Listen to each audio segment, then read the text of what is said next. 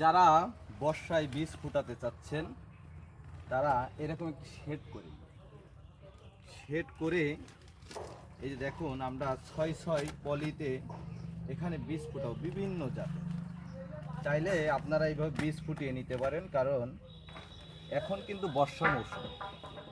আর এই বর্ষা মৌসুমে যদি আপনি বৃষ্টিতে এরকম পলিশেড না করে বৃষ্টির পানিতে এরকম বীজ দেওয়ার চেষ্টা করেন, তাহলে আপনার বীজগুলো পচে নষ্ট হয়ে যাবে। তাই আপনারা এরকম একটি শেড করে, এরকম সুন্দর করে একটি শেড করে আপনারা এইভাবে শেডের নিচে প্যাকেট করে তারপরে বীজগুলা প্যাকেটে রোপণ করবেন। তাহলে আপনার বীজ নষ্ট হবে না, পচবে না, আপনি আর্থিকভাবে লাভবান হবেন। প্রিয় বন্ধুরা, কৃষির প্রতি আমাদের দিন দিন ভালোবাসা এবং গুরুত্ব বেড়েই চলেছে।